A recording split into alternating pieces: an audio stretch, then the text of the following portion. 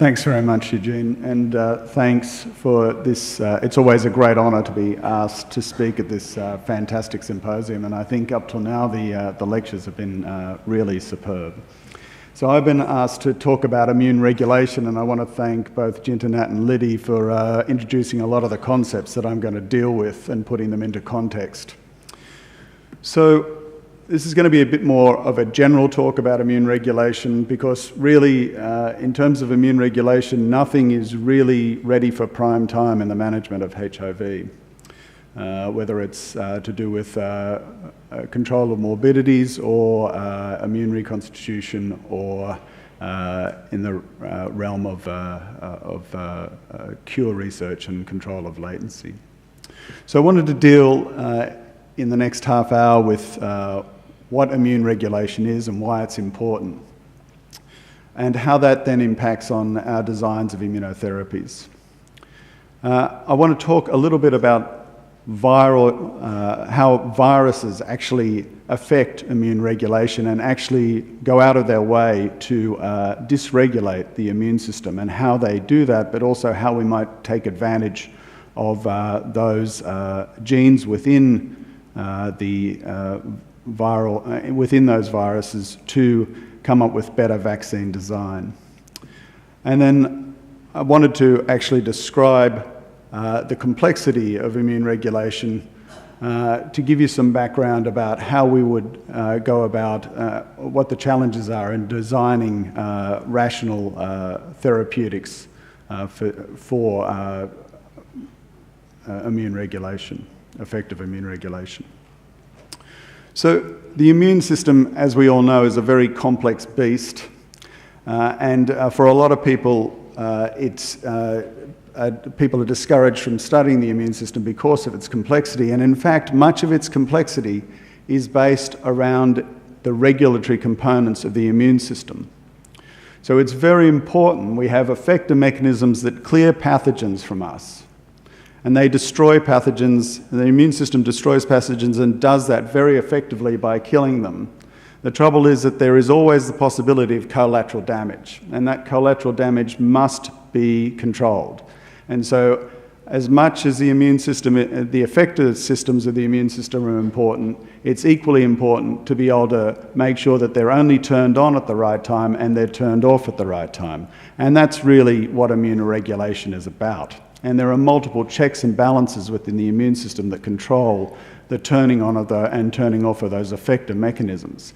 And they really can be summarized into control at two levels. You can prevent inappropriate immune activation, so you only turn it on when you really need to. And the best example of that is the role of thymic selection of T cells, so that you have only T cells that see foreign organisms and don't attack the host. There are other mechanisms such as peripheral tolerance, but the antigen specificity of T cells and B cells and the fact that you need more than antigen to turn on a T or a B cell effectively is equally important. So you need an antigen presented in a particular context by an antigen presenting cell, and that antigen presenting cell has to have cell-to-cell contact with the T cell or B cell and express particular regulatory molecules that deliver a second and a third signal that then turns on the full immune response. Lots of cells are covered by ligands that are negative regulators that actually suppress the function of those cells, and the sorts of NK cells that Liddy was talking about are covered with receptors called KIRs that make sure that those things are not turned on inappropriately. And even in the protein systems like the complement cascade, there are as many regulatory elements turning the complement cascade on as effector mechanisms within the complement cascade. So that prevents immune activation. The other thing we must do is we must turn off an activated immune system at the appropriate time. And this might be done by negative regulators such as PD-1, which Liddy talked about a little bit and I'll deal with a bit later, and other negative regulators like CTLA-4. The very act of antigen clearance is important in turning off an activated immune system, and then there are other ways of turning off an activated immune system, such as T regulatory cells. So the control of an immune response occurs at multiple levels. There are specialized tissues that control cell differentiation and cell proliferation, and within those tissues, the microenvironment in which these cells exist is extremely important. And in fact, there are some very precise control mechanisms that I'll show you in a moment. So those microenvironments control cell-to-cell interactions, and so the cells actually need to be cheek by jowl, bumping into each other, so that specialized protein receptor ligand interactions can occur in a very coordinated way. These are further controlled by the levels of RNA and by the levels of microRNAs, and then further controlled at the DNA level by regulation of epigenetics. But this can be dysregulated by microbes, and particularly viruses have genes that allow them to hijack the immune system, to cause virally mediated immunosuppression, for the viruses to be silent to the immune system, to allow them to avoid the immune system, and in other ways to mimic other proteins within the immune system. And of course, HIV is a past master at all of these, and I'll show you some examples in a moment of that. But other viruses also have genes that regulate these interactions. So if we just go back to the importance of tissues and tissue differentiation and the microenvironment, there are specialized tissues in which the immune responses are generated. So one of the best examples of this is the thymus, where T cells are made from thymocytes, and they mature in that environment. And they mature in a particular way so that you only get T cells that see foreign pathogens, and those that see self-antigens, host antigens, are deleted from the repertoire. So as these cells differentiate and generate their T cell receptors within the thymus, they circulate within the thymus in a very particular pattern, interacting sequentially with different cells, receiving different molecular signals from receptor ligand interactions that decide whether those cells exist or die by apoptosis. And this happens in a very precise, coordinated fashion within these particular microenvironments that are regulated by the stromal cells. And similarly, in the generation of a primary or secondary immune response, the main area where that occurs is within the lymph node. And again, this need for precise circulation of cells, particular interactions between T cells and B cells occur in particular areas of the lymph node, and there is this coordinated microcirculation that controls whether these cells interact or don't interact at the level of receptor ligand interactions, is very important for the generation of both the primary and secondary immune response. This is a cartoon showing the generation of the different flavors of T cells from a naive T cell. And so a naive T cell sees an antigen, interacts with an antigen presenting cell that presents antigen in the context of MHC1 or MHC2. And then there are these particular receptors like CD28 that provide the second signal that are then, in the context of the cytokines produced by the antigen presenting cells, determine by the microenvironment which sort of flavor T cell is generated from this interaction, whether that be a Th1 T cell, a Th2 T cell, a Th17 T cell, or a T regulatory cell. And so this cell-cell interaction, this close interaction in a particular microenvironment determines the fate of these cells. And similarly, interactions between T cells and B cells depend on a set of similar but different receptor ligand interactions that require the cells to be in close proximity, and those determine whether memory B cells and plasma cells are produced. This depends on the presence, this generation of T effector cells and T memory cells depends on the presence of antigen. And so the antigen presented in the context of an antigen-presenting T cell in the right microenvironment, you get proliferation of these naive T cells into a large pool of effector cells when the antigen is present. And these effector cells have different flavors or different colors that produce different cytokines in different ratios, like IL-2, TNF, interferon gamma, IL-4, IL-21. And there are also T regulatory cells that are antigen-specific, produced at the same time to regulate this immune response. On clearance of the antigen, this immune response contracts. Those cells die by apoptosis and they disappear from the body. And from that population of effector cells, a small population of memory cells go on and exist for long periods of time after this phase of contraction that are maintained by various homeostatic interactions that include the need for IL-2 and IL-7. So I just want to illustrate how precise and elegant this interaction is within the lymph node, taking a lymph node environment as one example. And this is some experiments we did with our colleagues at the Garvan a couple of years ago, when we were looking at the role of T follicular helper cells and their circulation in a primary immune response, that is the first time you see antigen, and in a secondary immune response or in a memory immune response.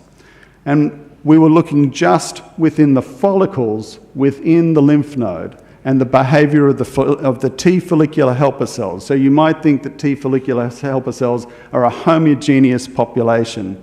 And T follicular helper cells are very important for providing the help that allows memory B cells and plasma cells to be developed, and in fact induce somatic hypermutation, which is so essential for the generation of neutralizing antibodies, particularly if we're ever going to have a HIV vaccine based on neutralizing antibodies. So in a primary immune response, the follicular T helper cells stay within the lymph node, within the particular follicle and germinal center in which they're generated and do not migrate out. And this is regulated by the presence of a cytokine, EBI2, and their non-expression of that EBI2. And so they sit within a particular germinal center and don't migrate out at all. In a secondary immune response, this migratory pattern is completely different, even though these cells on their surface look exactly like a follicular T helper cell. And so these cells have now much more freedom and migrate much more widely within the follicle, but also to other follicles within the lymph node. Now, how this impacts on memory, we're still trying to understand.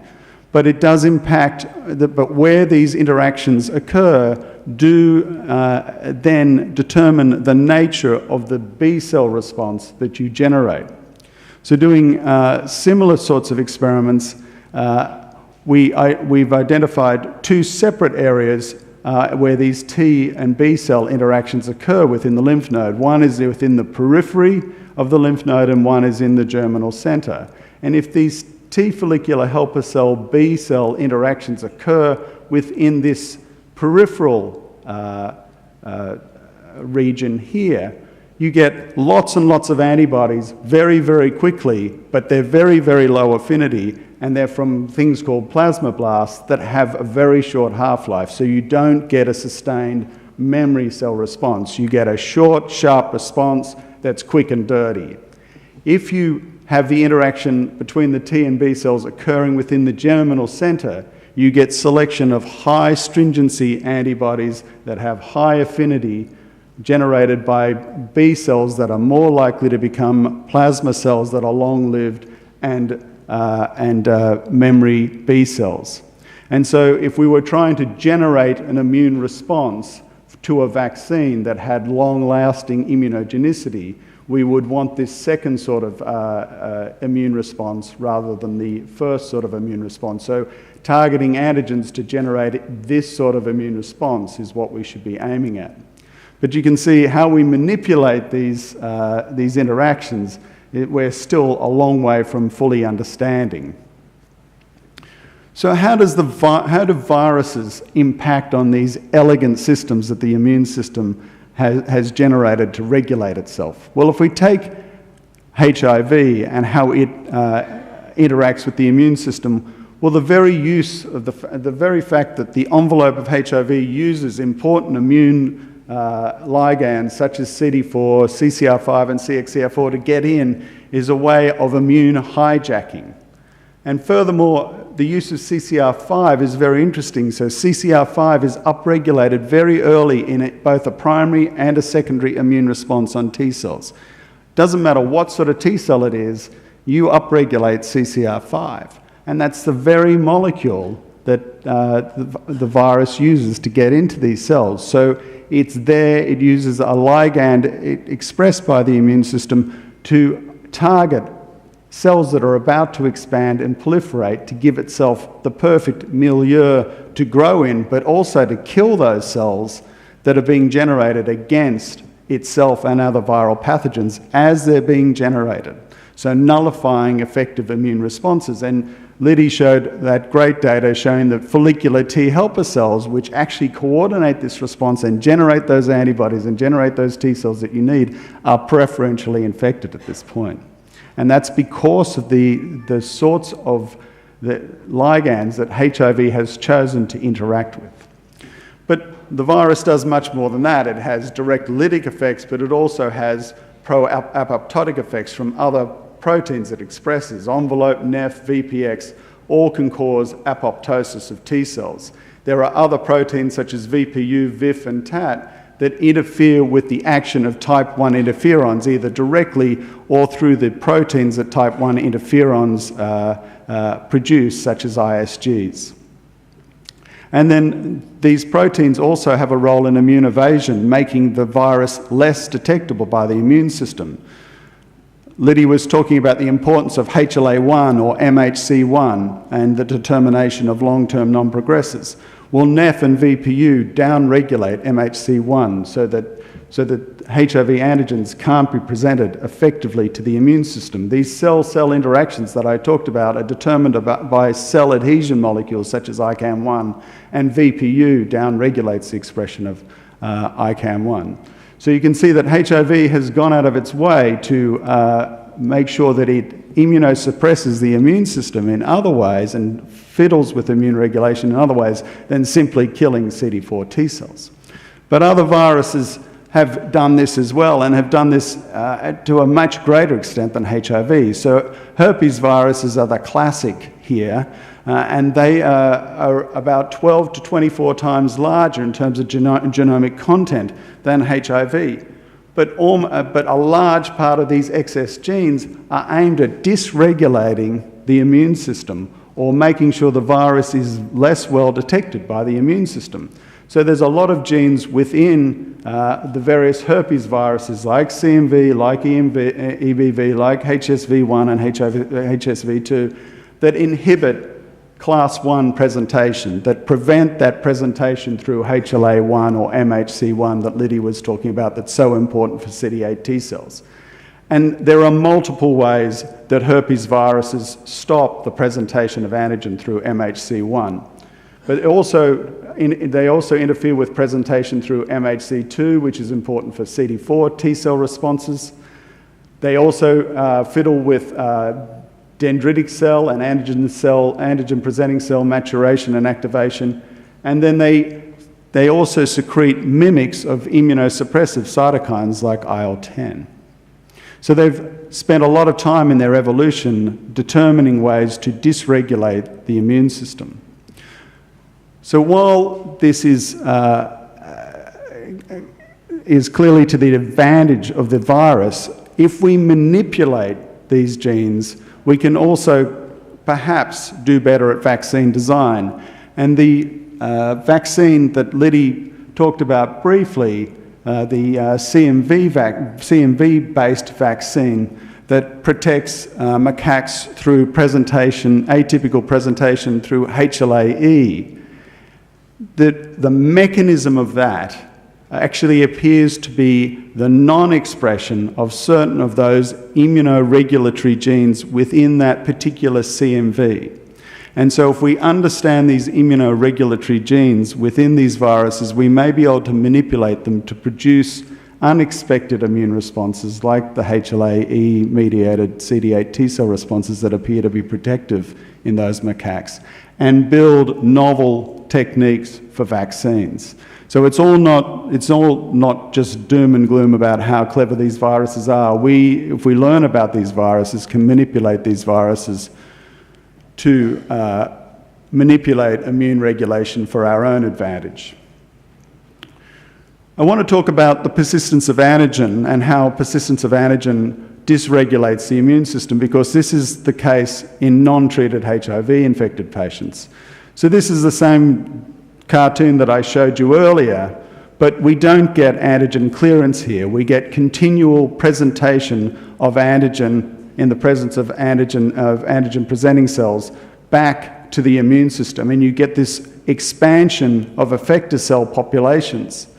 But the profile of cytokines that these produce change, and it's disruptive, but also these cells become less effective. They become exhausted. They upregulate negative regulatory factors like PD-1 and CTLA-4 and CD57, and they're chronically activated as judged by the molecules that you've all heard about in the past, like CD38 and HLA-DR.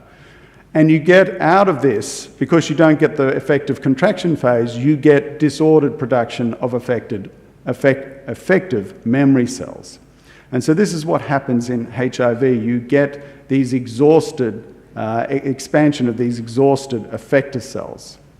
But this happens from very early on. This is some old data from our lab in Sydney, showing that within weeks of infection, this is now comparing immune responses to vaccinia at a week to people at about day 14 post-infection with HIV, so acute seroconverters, untreated. And already within 14 days of infection, these people with HIV are producing much more cells with much more CTLA-4, that negative regulator of T cells, and much less IL-2 and much less and expressing much less IL-7 receptor than an effective immune response, such as the immune response to vaccinia. So this happens from the earliest points of the immune response to HIV, but then is exacerbated by this chronic antigen presentation, and there is further upregulation of CTLA-4, further downregulation of CD127, the IL-7 receptor, and overexpression of PD-1 that means that these cells are ineffective and exhausted. So what is the role of PD-1 and CTLA-4, these negative regulatory cells? What are these negative regulatory molecules? So this is an antigen-presenting cell, a dendritic cell. This is a CD4 T cell, but this could be a CD8 T cell. Normally, there are these molecules on the surface of activated dendritic cells called CD80 or B7 that interact with the co-stimulatory molecule CD28. This provides a second signal that activates T cells and causes them to mature or differentiate or proliferate. The CD80 can also interact with CTLA-4, which is a molecule that looks very much like CD28, but instead of giving a positive signal, gives a negative signal to the CD4 T cells and suppresses the CD4 or CD8 T cells, preventing them from producing cytokines or proliferating. And PD-1 interacts with a molecule called PD-1L on DCs that has a similar effect of turning off and limiting the proliferation and differentiation of CD4 or CD8 T cells. And this is shown in some more detail here, where the interaction between CD80 or B7 and CD28 turns on the T cell or makes it cytotoxic. But if you have CTLA-4, if instead this interaction is with CTLA-4, you get decreased CTL function and decreased cytokine production. But there are now antibodies that we can give that block this interaction, that block the interaction of CTLA-4 or PD-1 or PD-1L and stop this negative regulatory signal. So PD-1 and CTLA-4 are both increased in expression on CD8 and CD4 T cells. And as I've said, the T cells are exhausted and suboptimal. And PD-1 expression increases with disease progression over time. So why don't we just block these molecules and give people a better immune response? And that might help with clearing the virus in a viral reservoir. Well, PD-1 blockade actually in macaques actually seems to increase, as does CTLA-4 blockade, seem to increase the immune response against HIV in macaques.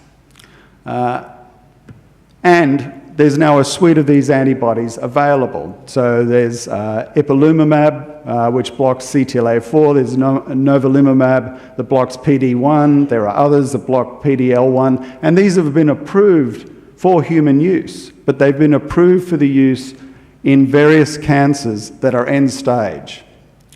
And so these have revolutionized the treatment of end stage cancer with these sorts of cancers, particularly melanoma. The trouble is that although these cause very effective immune responses that are anti-cancer, they are associated with very significant toxicities that reflect the immune dysregulation that they cause. So they take the brakes off the immune system, the cancer gets killed, but at some cost to the patient. So they often get inflammatory colitis, they can get myocarditis, they can get pneumonitis, thyroiditis, they can have an autoimmune response that knocks off their pituitary.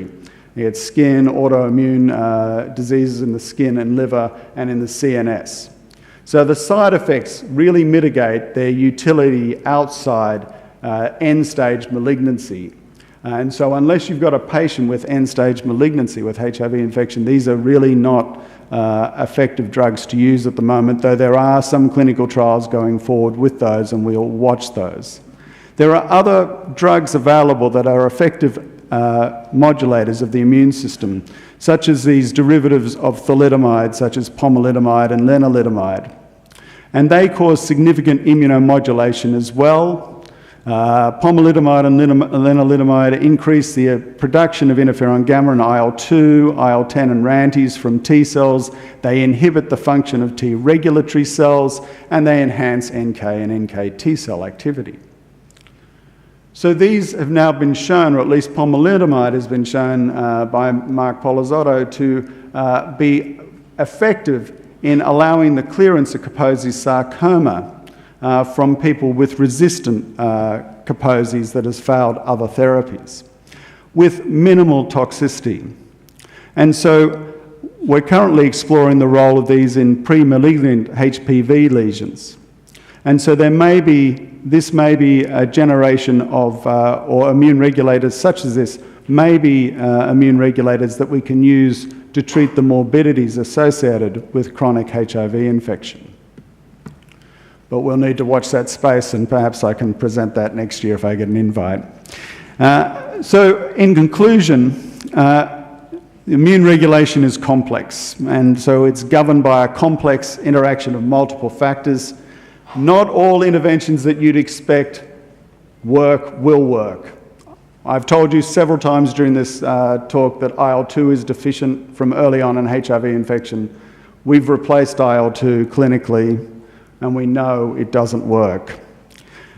So, understanding the complexity of these interactions is absolutely essential to the rational design of these therapies. So we need to understand these basic mechanisms so we can rationally design these interventions. And currently, my view is that the checkpoint inhibitors, although they're incredible in end-stage malignancy, are not appropriate for the use in HIV-infected people outside very well-regulated clinical trials. And we really need cleaner, more specific modulators of immune regulation. Thank you.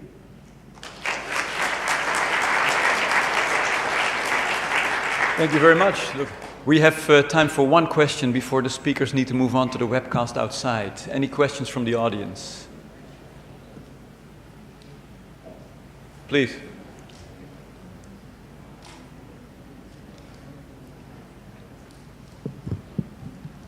We have two.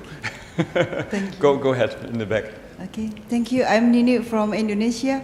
I want to know about what kind of ligand, specific ligand in the dendritic cell that in your PowerPoint specifically? So the ligands expressed by dendritic cells are things like CD80 and 86 that are expressed on activated dendritic cells, and they interact with molecules on T cells, such as either CD28, which gives a positive response to the to the T cell, or CTLA4, which gives a negative, which induces a negative immune regulatory response within the T cell. There's also that was a very simplified diagram that I showed you. There are multiple other interactions. So there's an interaction between PD-1L on the dendritic cell with PD-1 on the T cell, but there is also CD40 ligand interactions. There are interactions between molecules like OX40 or CD134. There are multiple of these interactions that regulate the interaction between an antigen-presenting cell, such as a dendritic cell, and a T cell or a B cell. Okay, thank you. So those diagrams I showed you were very simplified. Okay, thank you.